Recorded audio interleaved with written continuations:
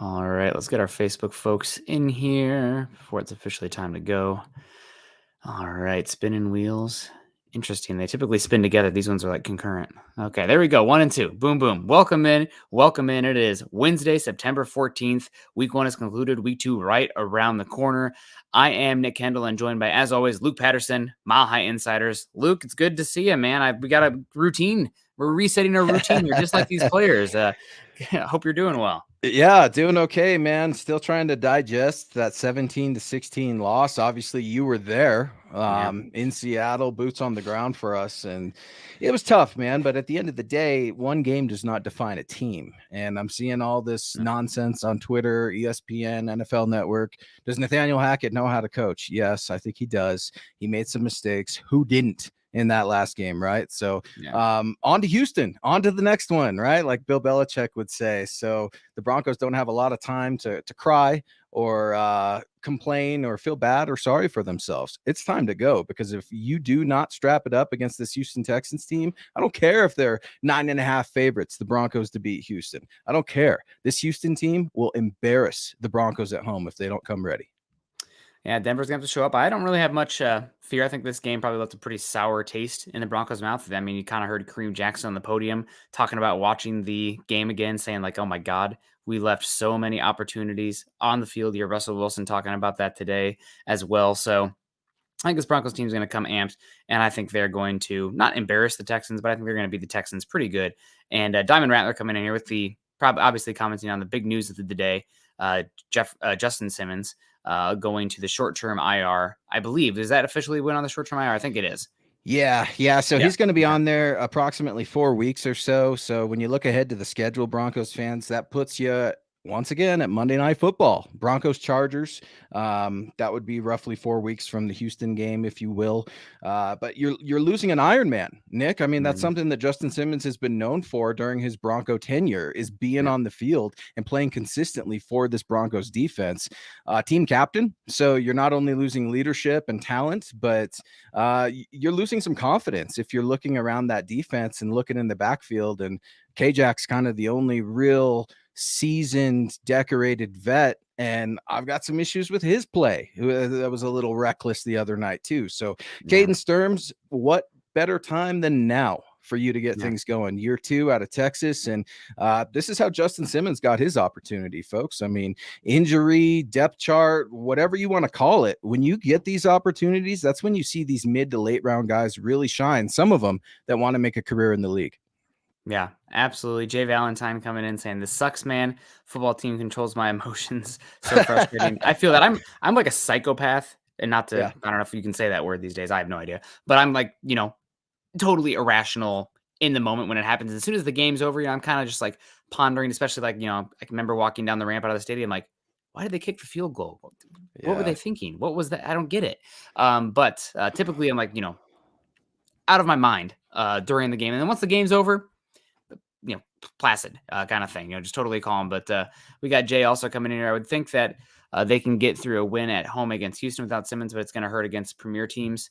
Absolutely. Luckily, the first half of the schedule is a little softer than the back half, but I'm worried about it. We'll see how it plays out. We got Mario Lewis. It's okay. Take it easy. We got the next game. Absolutely. Jay Kozak, Kareem Jackson will be fired up against his old team. He's going to make some plays. Hopefully the communication's down. It looks like it got cleaned up in the second half. Not so good in the first half, but that's something working on the tape. Tyler coming in. What's up, guys? Another blessed day. Let's go. Love the attitude, Tyler. Love the positivity. I do too, Tyler. Thanks for joining MHI, man. And be sure to tell that to somebody. Have a good day. Have a blessed day. Have a great one, whatever it is, because that little bit, I mean, personally, that gets me going, because, sometimes we have better days than others. So to have our friends and family join us here on MHI tonight, man, that's absolutely a beautiful thing. William coming in saying, dude, WTF on Justin Simmons. That's right, folks. Justin Simmons will be placed on the short-term IR for approximately 4 weeks. It is a hamstring injury.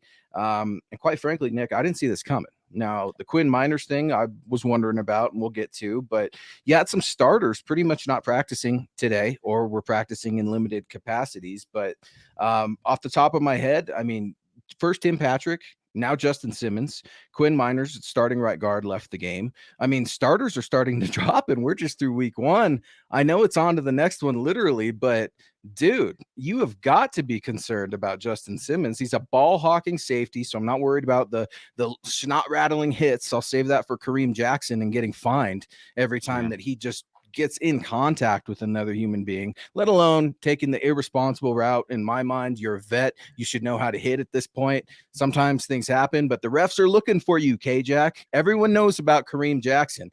And to some of our texters' points, I mean, he's playing against his old team in Houston. I'm sure this is a game that the Broncos shouldn't have to get up for. It's at home. The debut of Russell Wilson in orange at Empower Fields. The first time the owners, the Walton Penner Group, are going to be at Empower Field. It's a huge game. And I get it. Houston, Indy, that really sucked week 1. Well, it was at 2020 in overtime. Neither team could score. I get it, but it was a weird week 1, Nick, especially when you look at all the kickers that went down, the extra points being missed, things like that. It just had a weird feel to it Monday night.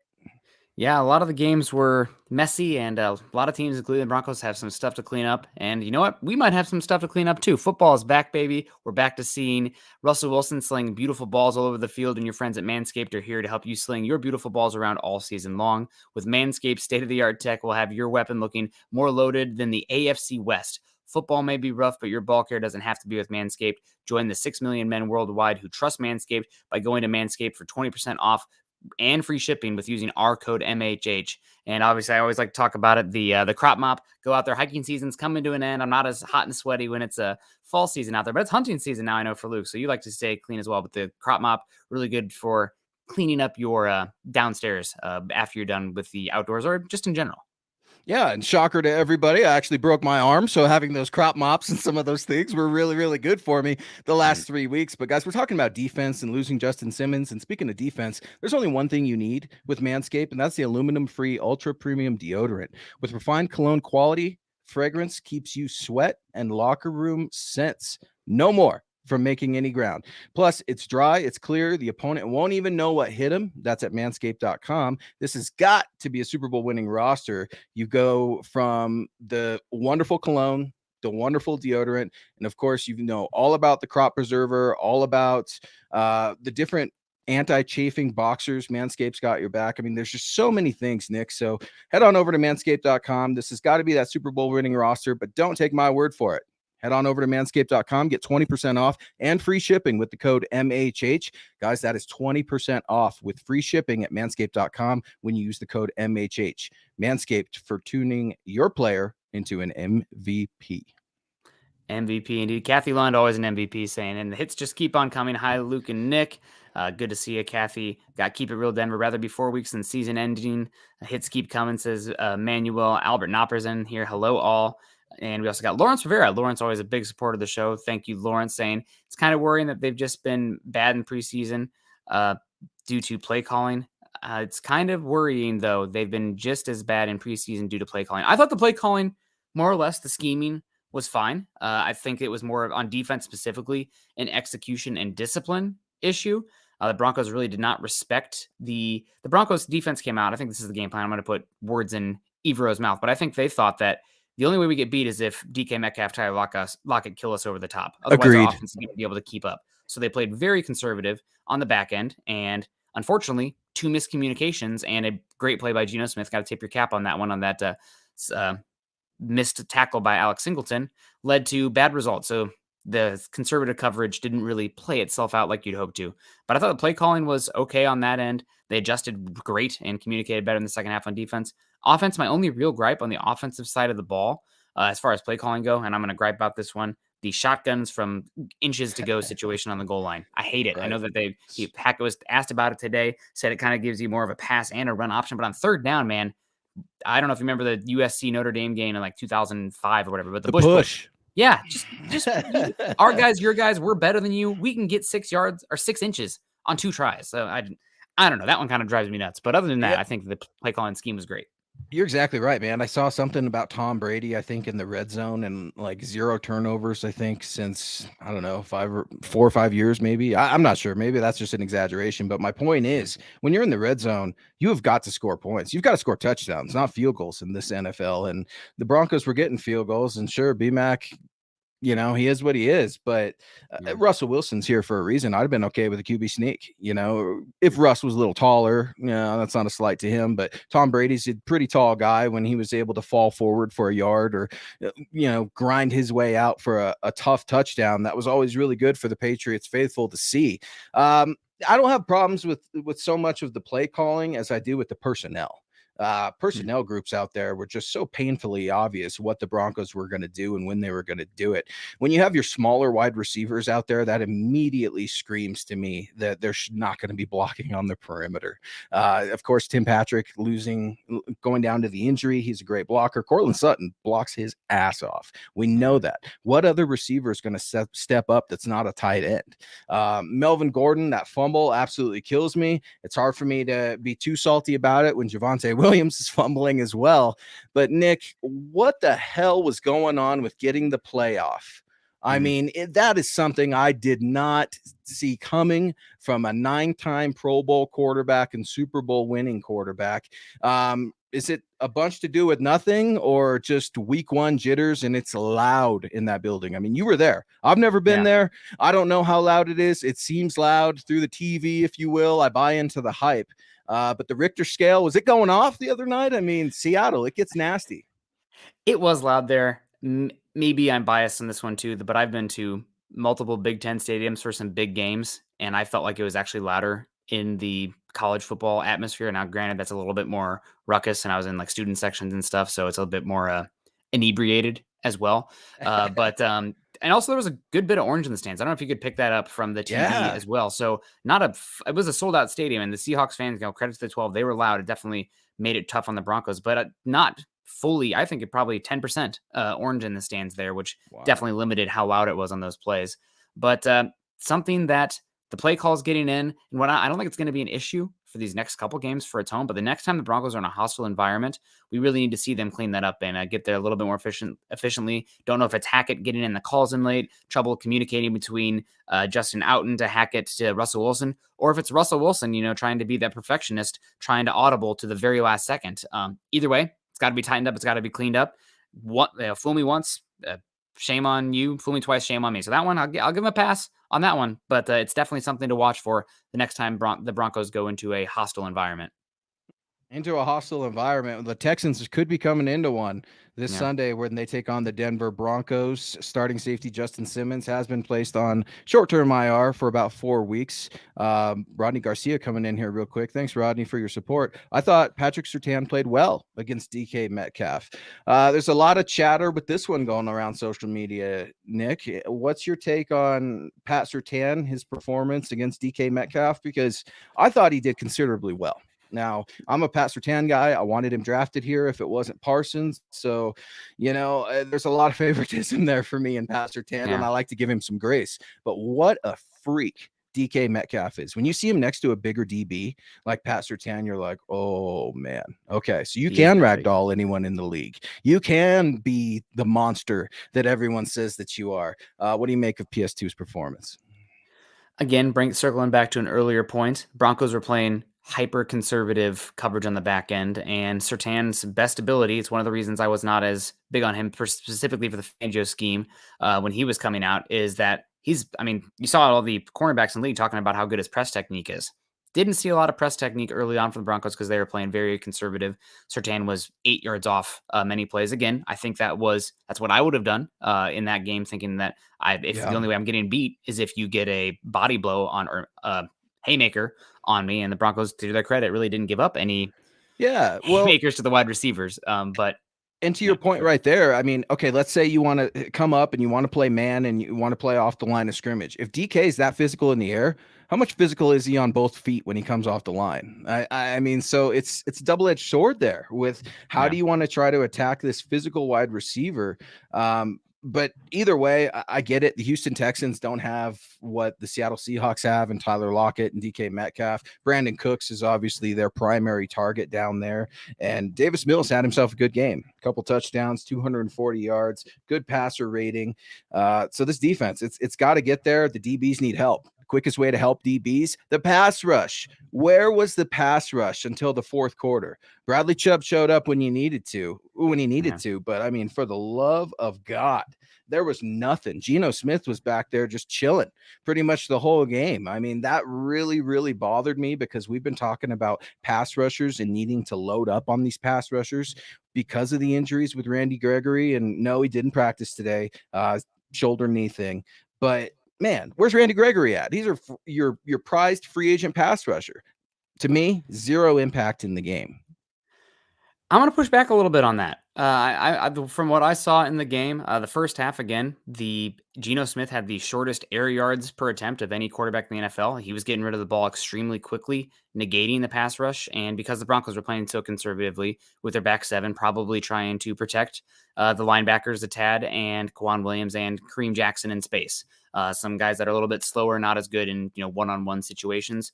In the second half, though, when they had to get a little bit more aggressive, they turned it up. I think Randy Gregory had 4 pressures in the game, and I think 3 of them came in the second half. Bradley Chubb with 2 sacks, including the strip sack.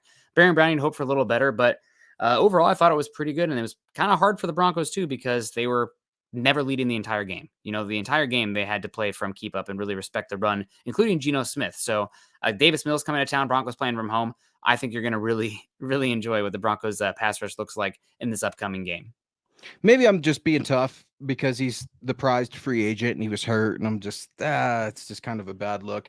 Ultimately, when you look at it, the sheet shows 1 assist and 1 pass deflection, and that's what I'm looking for. Disturb something. And Shelby Harris, you can talk all that smack all you want. I would much rather have sacks than batted balls. But that being said, there's no reason why these guys shouldn't be batting balls from Geno Smith either. He's not the tallest guy in the world.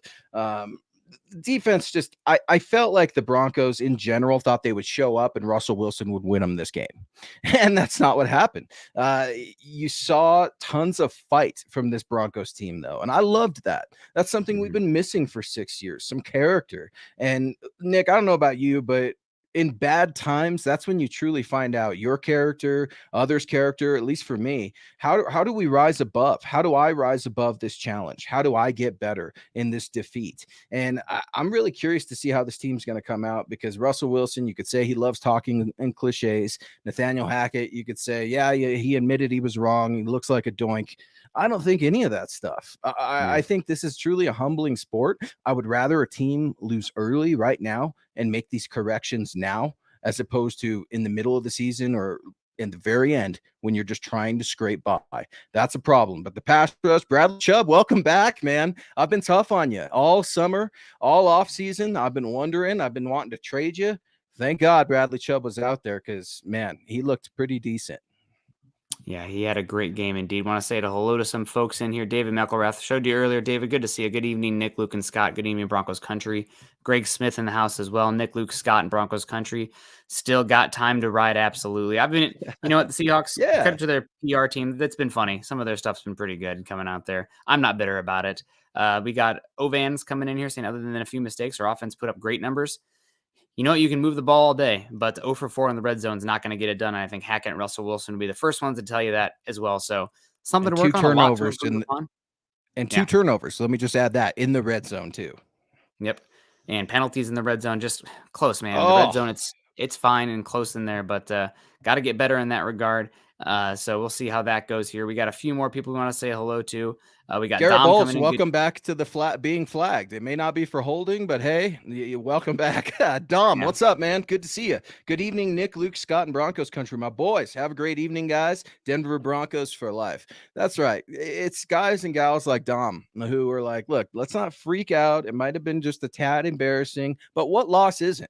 What shortcoming isn't a little embarrassing? That doesn't mean you can't overcome it. That doesn't mean we can't get better. I mean, we're all human, and I think you just saw that as amazing as Russell Wilson is, he's got some flaws to his game. As talented and as deep as we think this team is, they're going to have some struggles, and they're going to ultimately get on the fans' bad side when they lose these games, when turnovers happen. I mean, Melvin Gordon, you're killing me. Javonte Williams, you're killing me. Guys, we cannot have that. And the Javonte Williams fumble, Nick, and I hated the way that it was telecast as, well, it was the play. The play got in late. Graham Glasgow thought it was a pass, and it was really a run. So the whole thing was just kind of doomed from the get-go. No, that's Javonte Williams' responsibility. Hold on to the rock, young fella. You know better than that. Yeah, it was. I mean, it's going to happen sometimes, but definitely a little bit bummer. Did you see Cody Barton also come out in an interview today talking about Javonte Williams and how he had a tell and that key, I think it was a second down play where Cody Barton made the tackle for -4 yards, saying, Javonte Williams, we got it on him, man. He shuffles his feet a lot on a screenplay, doesn't do that on anything else. Cody read it, made the play, tackle for loss, and that was the game. A lot of people saying that was the play of the game. So Andrew Lampy coming in. Hello, ladies and gentlemen. Good to see you, Andrew Lampy. Want to say hello to Phil McLaughlin as well, saying good evening, Nick, Luke, and Scott. # Let's Ride. Thank you guys both for the stars and the support. We really appreciate you. More stars rolling on in. Andrew Baker saying, sup, MHI and fam. Let's just say the MHI fam. No, MHH fam. We love you. Saying stupid loss and injuries. Oh, okay. That one moved on. We'll come back to Andrew. Gary Leeds Palmer as well. Nick, Luke, and Scott, it's fixed. Just kidding, but that was a strange game. Go Broncos, let's ride. Oh, I see Gary's getting his stream fixed in there. And Andrew Baker also finishing up here said, stupid loss and injuries, but how many wins do we have until accepting the next loss? Well, I got $20 that the Broncos need to win 4 out of their next 6. So big better, I know, over here, but hopefully they do. Lawrence Rivera also coming to the stars. Man, God bless you. You guys are coming in hot and heavy. We appreciate it. Amazing. If Chubb keeps up this, we should pay him. And if so, sooner than later, right? I want to see it for the whole season. Yep. No. Yeah. The reason being is it's not so much his production for me. It's the availability, right? I think that's where both of our head goes. Like, let's at least get middle of the way, and then we'll start having that conversation. But Bradley Chubb's doing exactly what he needs to do right now. So if I'm a Broncos fan, I'm not worried about George Payton coming to Bradley Chubb, or if he's not doing that right now. There are so many different holes that this Broncos team need to plug. And let's start with the offensive line right now. We talked about Quinn Miners. He did not practice today, and Coach Hackett talked about him missing some time. Said he's not going to go to the IR. Doesn't think Quinn Miners is going to go to the IR, but, quote, he's going to miss some time, end quote. Enter Graham Glasgow. Thank God for those veterans, right? I had all kinds of problems with Graham Glasgow and some of the offensive line when I went back and rewatched this game. There's so many side steps and steps backwards, even on running plays for me, where it makes me wonder if the game is just kind of passed Glasgow by a little bit. And I know he's had lower leg injuries, feet injuries, things like that. The guy is just having a hard time moving. So outside of Graham Glasgow at that position, I'm not sure how deep the Broncos are on the interior offensive line. The good news, Billy Turner practiced in full today. Cam Fleming, I thought, did a decent job, better than I thought he would do. But Nick, what do you make of Quinn Miners and his recent injury? And what about that right tackle spot?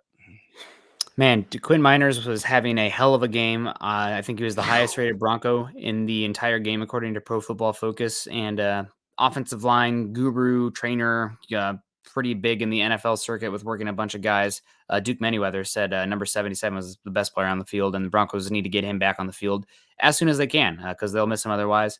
Glasgow, solid player. Everybody seems to love him in that locker room. Solid pass protector as well, more or less. I think the lower body injuries have zapped him of a lot of his lateral movement, and that's really a huge necessity with Russell Wilson and the outside zone run scheme and the RPO looks that you're going to see in this offense. So I think he can hold down that spot for now, but get better soon, Quinn, with the hamstring injury. We're going to need you because he was looking really, really good out there. Good to see Billy Turner come back. I thought Cam Fleming had a solid game. The Broncos obviously were leaning in Quinn and Fleming on the run game, and both those guys are doing well. Fleming, a much better run blocker than pass protector. We'll see what it looks like with Turner coming back. Maybe we want to give him a little bit more time. And you're talking about the guard questions as well. Don't forget Tom Compton coming down the tracks here, hopefully as well in another 3 weeks, and a really good run protector gives you even more options on that offensive line. So not all for loss there on the offensive line. I thought they did okay. The pass protection was more or less, I think, pretty solid. Granted, The Seahawks do not have any stud pass rushers, so it's going to look different when you actually go up against an alpha. And I thought the run game took a big step back when Miners left the field, but more or less, I think ESPN had them in like the top 12, and Pro Football Focus had them in the top 12 in both run and pass blocking in this game. So about what you'd expect given the opponents. Could they have been better? Sure, but I don't think the loss falls on them. I think it's more an execution overall.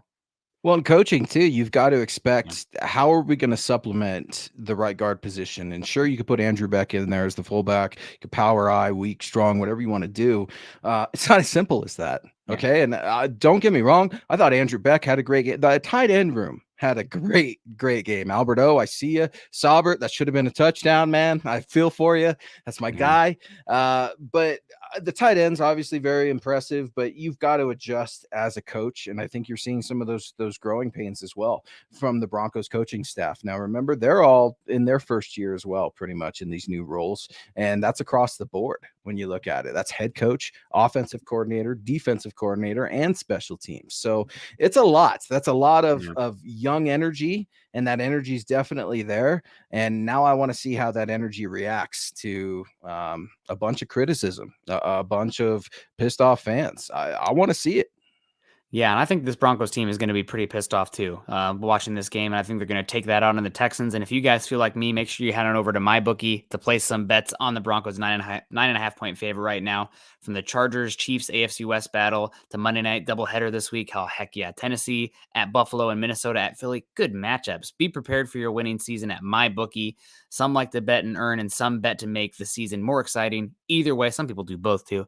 Either way, MyBookie gives you the most for your money with a double deposit bonus. It's a quick and easy way, a $250 deposit plus $500 in your account instantly, and you can use your funds to bet on as many games, contests, and prop bets as you could possibly want. To claim your bonus, register today and use our code Wilson22, designed to add more excitement to the games and sports that you love this football season. That's promo code Wilson22 to double your money up to $1,000 with MyBookie. It's only week 2 of the NFL season with the Chargers and Chiefs tomorrow. What a game, which means there's still plenty of time to get in on the action. Don't miss out. Begin your winning season today, exclusively at MyBookie.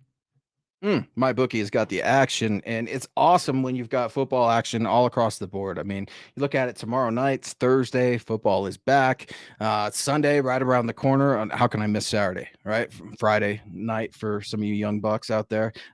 It's cool, man. We're transitioning into the fall. I love this time of year. It's a favorite for me. Even the weather. I mean, the weather's starting to change. The kiddos are in school. They're going to get ready for Halloween soon. I mean, you're going to see a whole bunch of firsts for the Broncos. I want to ask you, what do you think your first impression is going to be of Russell Wilson playing at home in Denver in Empower Field? Is it going to be, holy cow, this is actually happening? Because I got to admit, that was me right there last Monday night. I can't believe Russell Wilson's in a Broncos jersey. Or no, it's time to go to work. Enough with all the hottest jersey in the NFL. Enough with all the little memes. Enough with the let's ride. All this cutesy BS. I'm sick of it. It's time to start winning games. Where do you stand on that, Nick? Because right now I'm not in panic mode. I'm good with them losing a game by 1 point. But I'm ready for this team to get to business. Yeah, I think that if the Broncos lose this game against the Texans at home, there's going to be major alert, red flag warning in Dove Valley and in Broncos Country. So want to look out for that. But I think this is going to be a game where the Broncos are going to come in. They're going to handle the business. I think the defense is going to play inspired football. I know Davis Mills has been underrated, but this Texans team doesn't really have a lot of difference makers on the offensive side of the ball. Rex Burkhead is getting a vast majority of the carries. And so you're worried about the defense or the run defense, which I thought actually did it pretty good last week. DJ Jones looked great. I think the Broncos are going to get a lead early, and they're going to be able to pin their ears back in that pass rush, which, I mean, from where I was sitting, Luke, I thought the talent at the edge specifically looked pretty darn good, and DJ Jones in the middle. So we'll see. My biggest concern in this game, and we'll bring it back here full circle, Justin Simmons being out, the green dot wearer, Josie Jewell still dealing with a calf injury, the other guy who's worn the green dot. And we already saw it last week, a lot of miscommunication leading to some big blown plays from the defense. Now you're going to be losing Justin Simmons and possibly Josie Jewell, the two guys who are the brains of that defense. I'm not sure what that looks like. All I know is the offense better come out and score some points. And don't freak out and change Baron Browning's position and give him the green dot again, like they did at Ohio State and all throughout his college career. And he was wearing the green dot last year in Vic Fangio's inside linebacker role. No, you're exactly right, man. There's ton of concern for the Broncos right now in this injury report. Justin Simmons going to short-term IR. You look at Randy Gregory, who did not practice today, dealing with a shoulder and knee. Josie Jewell, as you mentioned, with the calf. Deshaun Williams, talked about the defensive line, man. He was a big anchor in that. And I think for me, the catalyst of that defensive line, at least the attitude that he brings, he's dealing with a back issue. KJ Hamler did not practice today, hip/knee. And it looks like cornerback K'Wan Williams was limited. That was with a wrist injury. And once more, Billy Turner, offensive tackle, did practice in full coming off of a knee. Lawrence Rivera weighing in here real quick. Thank you so much for joining Nick, Scott, and I on MHI. We could have done a way better at fullback if we would have went after a player I was screaming for. Who was that, Lawrence? Be sure to let us know, because the fullback position, man, that's all but extinct in the NFL. And I was trying to remember, I was trying to watch, I think, some of the Bengals Steelers game. Is TJ Watt still on the Steelers? Yeah, he's the really good pass rusher for them. No, not TJ. Watt. Excuse me, Derek, the fullback. Yeah. Fullback. He's still on there? Okay, because he didn't play much the other day. And no. Regardless of Najee Harris and their lack of utilization, I thought Denver really got away from running the ball when they shouldn't have. Time was running out, and I think you saw a little bit of pressing. You can't win playing hero ball, especially 17 weeks of the season. And the Broncos don't need to do that. Plain and simple. This defense, they're way too talented. The offense is talented. They don't need to go out there and play desperate. And that's one thing I do want to see against the Houston Texans. And I will be honest, if they lose, even if it's by a point, I'm going to be upset. If they win and it's by a point, I'm still going to be a little upset, because this Houston Texans team is nowhere close to the Denver Broncos in terms of talent, in terms of creativity. Lovie Smith, I respect Lovie Smith and think he's an old school coach, and players love to play for him. That's one thing you're going to hear. I mean, Vic Fangio, some players loved him, others didn't. Lovie Smith is beloved by all of his former players and most of the current players that are in the NFL. And he'll get you, man. I think he's got a way of getting his guys to play and play hard. And I'm a little bit worried about the Texans coming into town, but the Broncos get another shot of action, just like CC saying, if Bradley Chubb has a great year, he could easily just leave for more money. If he has a down year, I think he could leave as well. If Bradley Chubb has a great year, he's getting that franchise tag.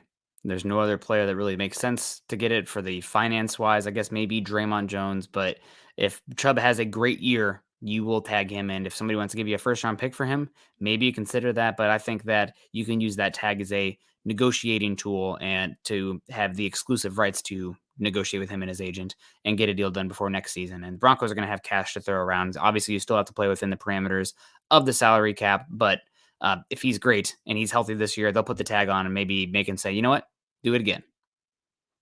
Yeah, it's all about consistency for Bradley Chubb, and you've got to put them together. You put one game together, that was awesome. Go out there and do two and start to get to it. Rodney Garcia coming in here. Can we bench Gordon and place Boone as the RB2? I like Mike Boone a lot. My opinions about Melvin Gordon are out there and they're known, but man, I got to tell you, I struggle with Melvin Gordon on this football team. I still do. I think that you're either asset or a liability. And I have a hard time finding Melvin Gordon as one to be a leader. It's fine if you're not a leader, but you can't be a distraction. You've got to be responsible. You've got to be accountable. But how am I going to move one running back that fumbled in the red zone down when the starting running back fumbled in the red zone? You know what I mean? That's where I'm at right now. If I put my coach's hat on, my starter fumbled too. So does that mean he should get the axe? Because you're all tied up with fumbles. Of course, you're not going to move Mike Boone to number one, but they tried getting some Mike Boone in there. It wasn't working. What do you think about the utilization for Mike Boone as the Broncos welcome the Texans?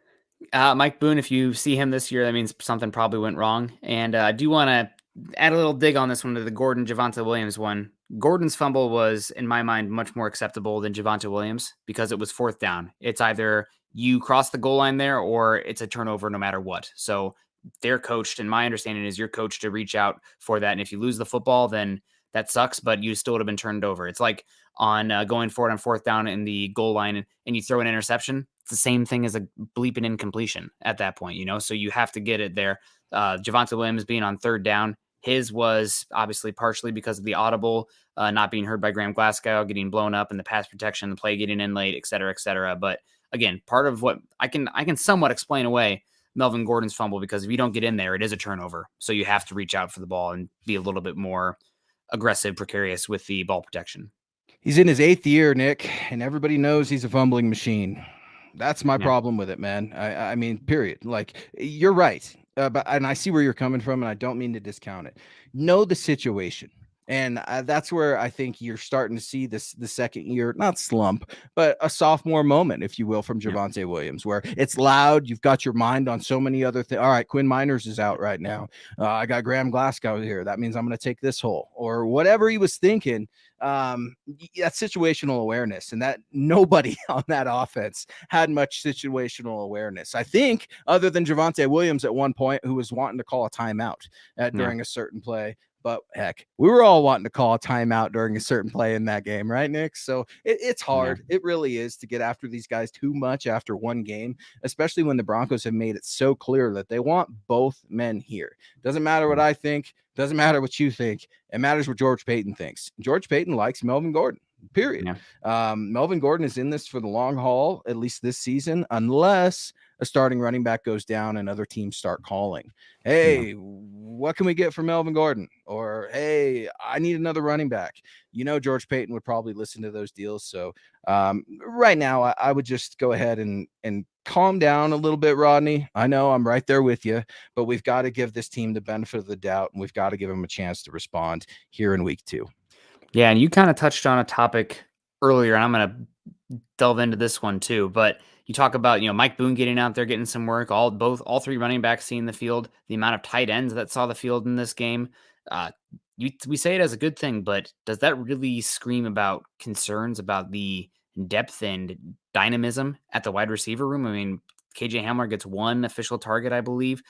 You don't see any of the other wide receivers out there. Tyree Cleveland's out there getting snaps just as a flanking blocker, I guess, essentially. Yeah. You're really missing Tim Patrick, and your wide receiver depth is a concern right now as long as KJ Hamler continues to be injured and a relative non-factor in the game. And I'm a huge KJ Hamler guy, but right now I'm concerned about the wide receiver room and just the difference makers in the pass game in general. Yeah, that's interesting, Nick, especially when the commentary comes up. Russell Wilson has only completed passes to tight ends, mostly for the first half.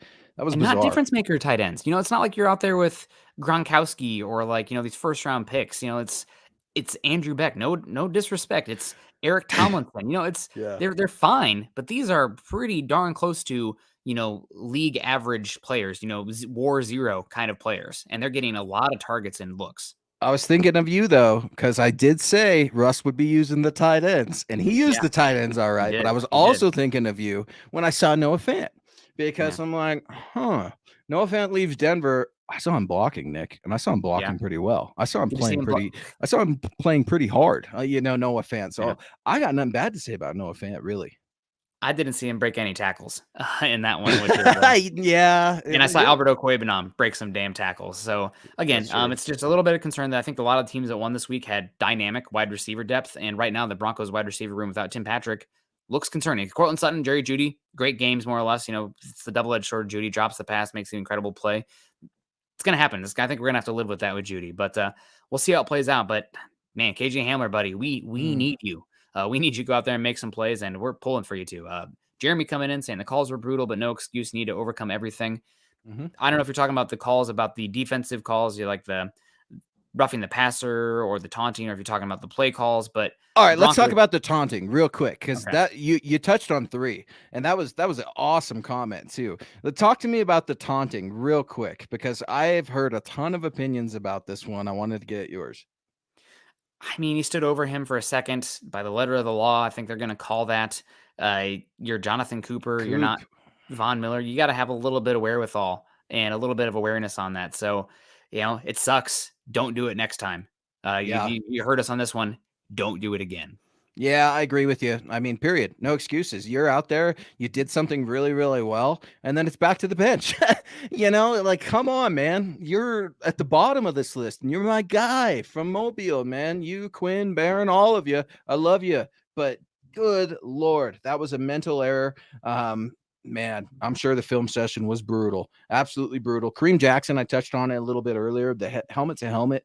Man, these refs are waiting to call that. They are just absolutely waiting. On one of them, it did look like K-Jack dropped his shoulder to me. And I was like, yeah, come on, it's football. But that's ultimately at the ref's discretion. You see where the game is headed with safety. You see the way the league and our world as a whole reacts to brain trauma, head injuries, CTE. Thank God, because we need to take care of these guys and ladies that in all combat sports or contact sports, because man, this is our future we're talking about here. And these guys live lives off of the field as well. Kareem Jackson, man, I talk about that asset liability thing. His leadership is so strong, especially if Justin Simmons is going to be out. You need K-Jack to step up, and that means stepping up on the field. That means don't take these hits, these not cheap shots, but these irresponsible tackles, if you will. You know how to tackle. You went from corner to safety, and I mean, that's a transition that most guys can't do in the NFL in their early years. They do that towards their latter years. K-Jack knows how to play football. He's a little reckless for me. I would like to see him stay a little more technically sound and stay on his assignment, because Caden Stearns, he's going to be swimming for a little bit. Yeah, it's going to be real interesting to see what happens here with Caden Stearns getting the start. Josie Jewell still injured. Maybe, probably not against the Texans and the 49ers, seeing PJ Lockett some chances with Stearns walking down to be a dime backer. But we'll see now that Justin Simmons is going to be out. But Caden Stearns, does he play well enough to maybe make a run at the starting spot with Kareem Jackson there? I don't know, man. This is, you talked about earlier, this is an opportunity.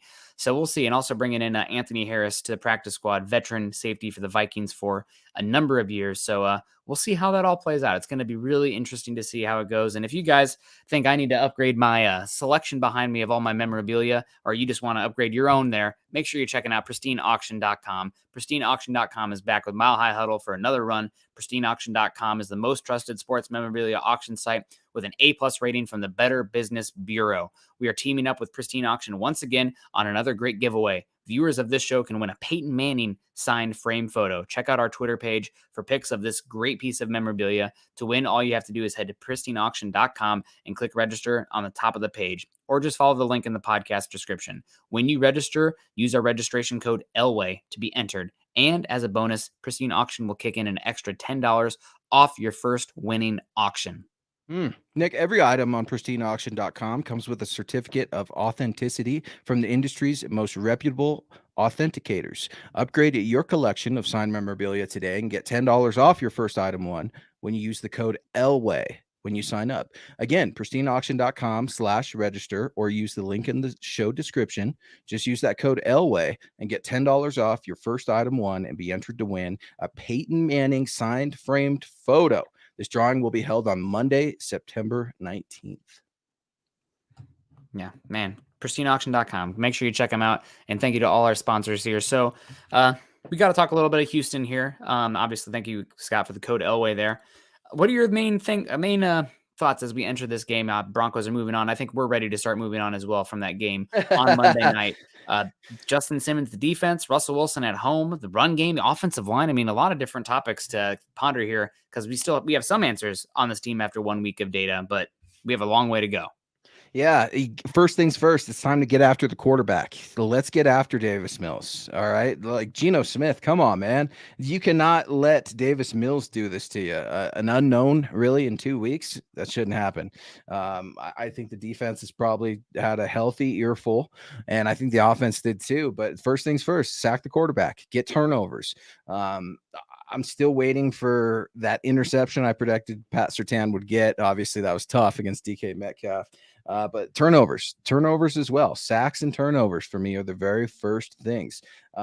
When you look at the Houston Texans as a team, you got Lovie Smith at head coach, Davis Mills at quarterback, Brandon Cooks at wide receiver. They just picked up OJ Howard. The Broncos have traditionally struggled in the middle of the field and against those dang tight ends, Nick. So I think you could expect to see a healthy dose from the offense of using their tight ends, specifically OJ Howard.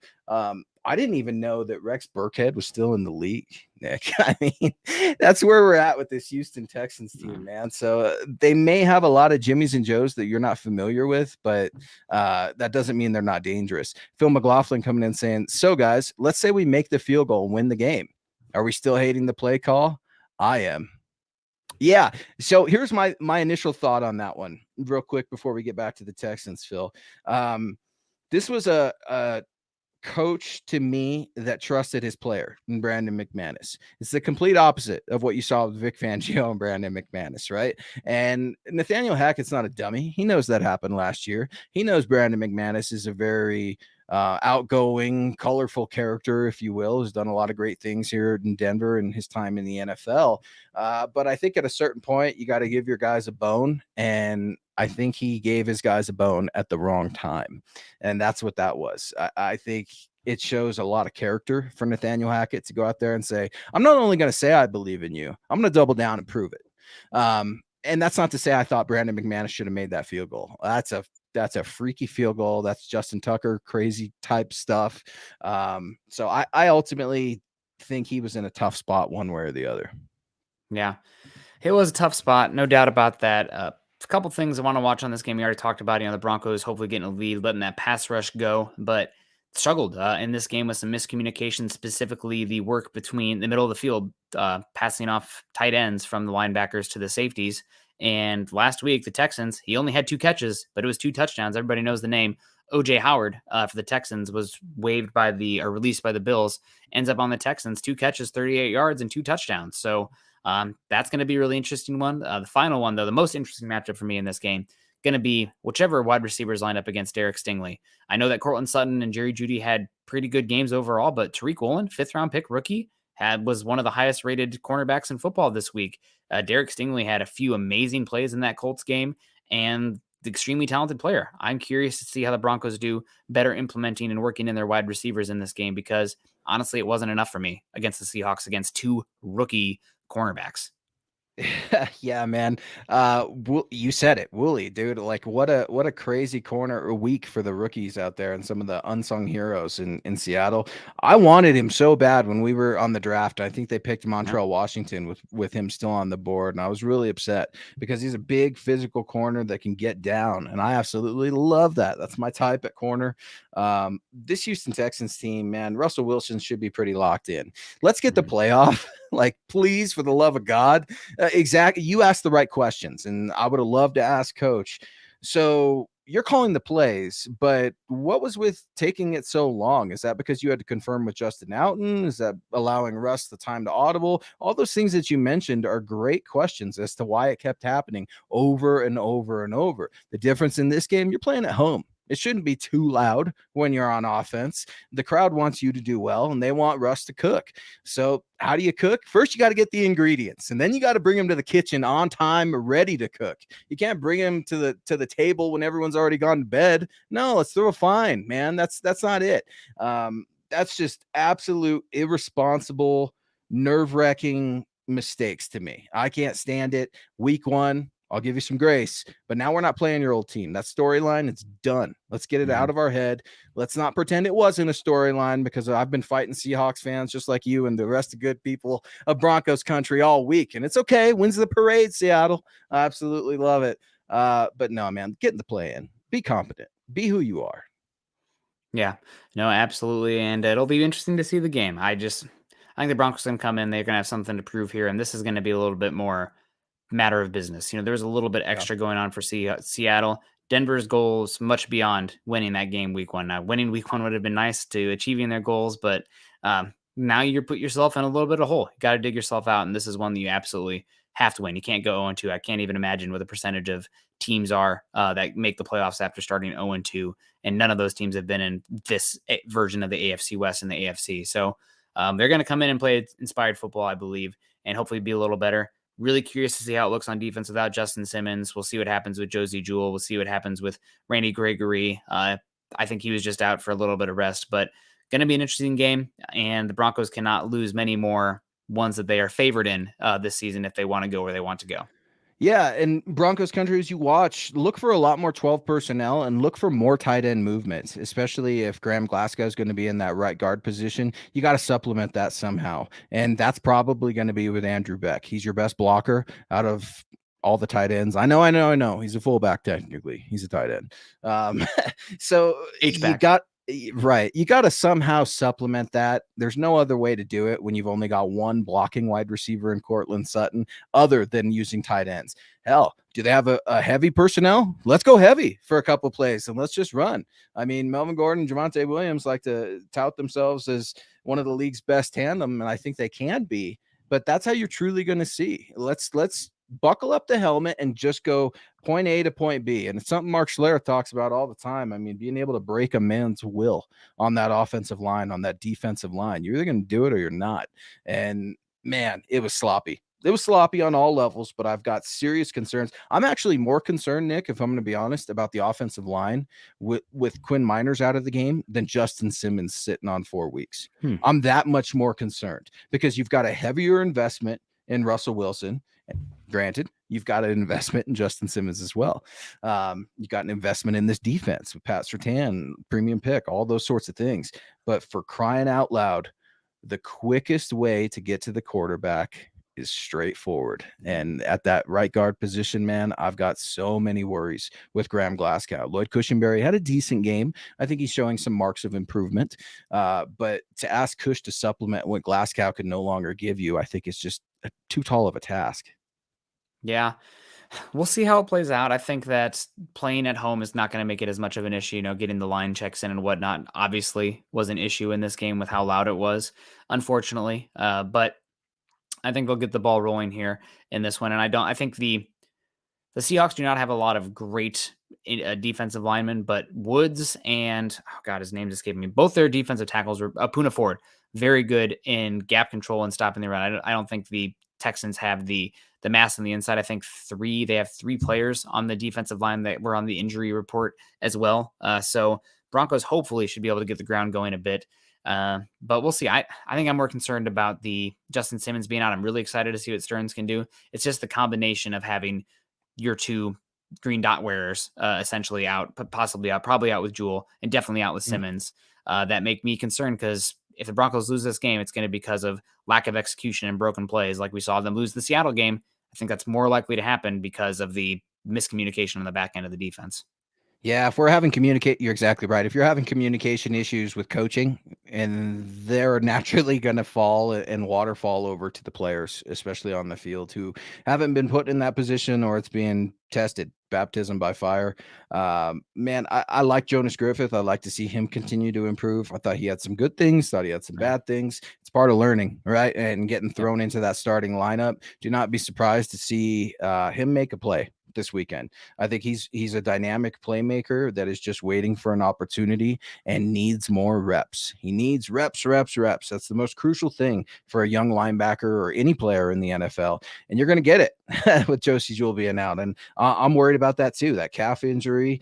I was blindsided, to be honest with you, Nick, when he wasn't going to play. I was like, oh, Josie's still not going to, man. Okay. Don't know if that one's on me or if they were keeping something a little quiet or what, but Deshaun Williams, he's got to play too, man. I talked about it earlier. He's the attitude of that defensive line. I saw him absolutely bully the Cowboys O-line, who are no joke. And it just drives me crazy that you see some of your big, tough guys like Quinn Miners, who you mentioned was the best offensive player on the field, period. And he's out now 4 weeks. Justin Simmons out now 4 to 5 weeks. It's just, man, Anthony Harris. Okay, you're on the practice squad. Welcome to Denver.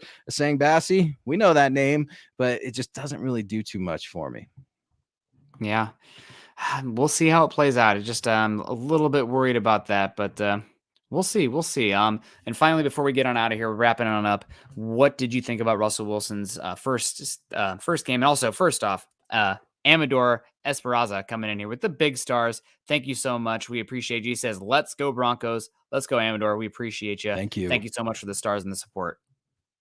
Yeah, thanks a lot. No, that really means everything. MHI, you guys show up on prime times Wednesday nights, and it's truly humbling. Thank you very much for all of our supporters. And look, we get it. It's one game. It was a little embarrassing. You took one on the chin, but look, you live to fight another day. That's the beauty of week one.